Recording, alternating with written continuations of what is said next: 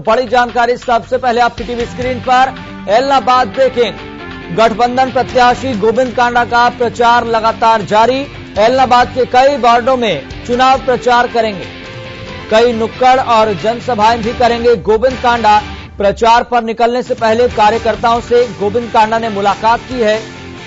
तो इस वक्त की बड़ी जानकारी आपकी टीवी स्क्रीन पर लगातार फ्लैश हो रही है। बड़ी खबर यहां पर यह है कि बढ़ते समय और बढ़ते दिनों के साथ लगातार ये लड़ाई कठिन होती हुई दिखाई दे रही है।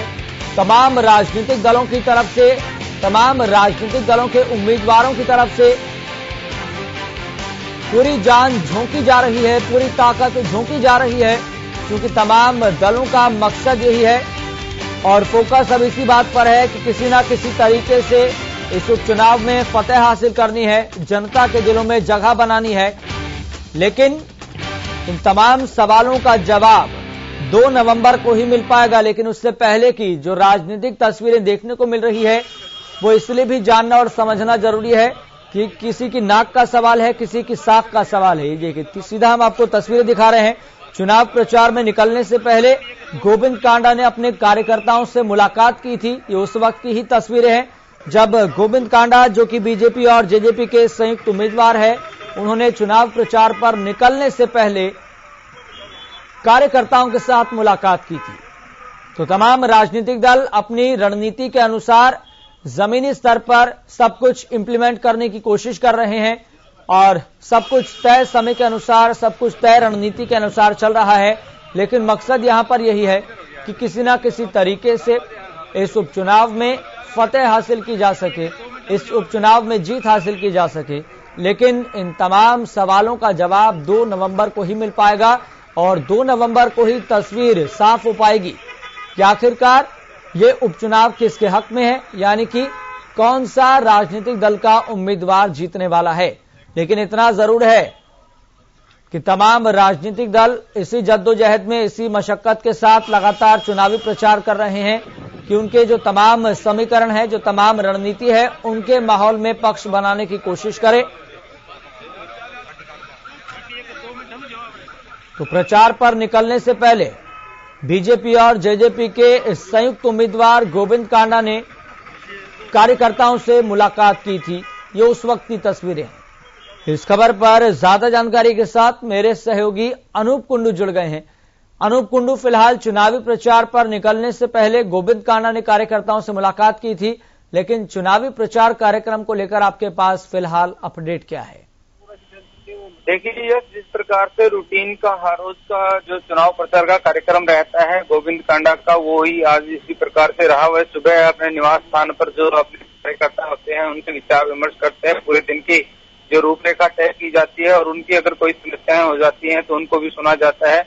आज सुबह भी इसी प्रकार से रहा और उसके बाद आज दिन भर जो है गोविंद कांडा के कार्यक्रम है एलनाबाद में रहेंगे। सबसे पहले वो वार्ड नंबर 4 में पहुंचेंगे, उसके बाद वार्ड नंबर 13 का कार्यक्रम उनका रहेगा।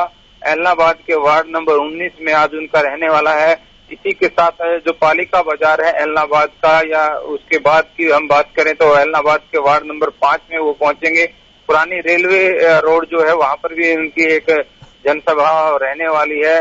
इस प्रकार से आज दिन भर जो है कार्यक्रम एलनाबाद में गोविंद कांडा के रहेंगे और उसके बाद शाम के समय में अगर हम बात करें तो देर रात्रि तक उनके कार्यक्रम चलते हैं, क्योंकि जिस प्रकार से लोग उनके कार्यक्रमों में समय उनका ले रहे हैं, घर घर बुलाने की जो उनसे अपने मतदाता चाहते हैं कि उनका उम्मीदवार उनके पास पहुंचे।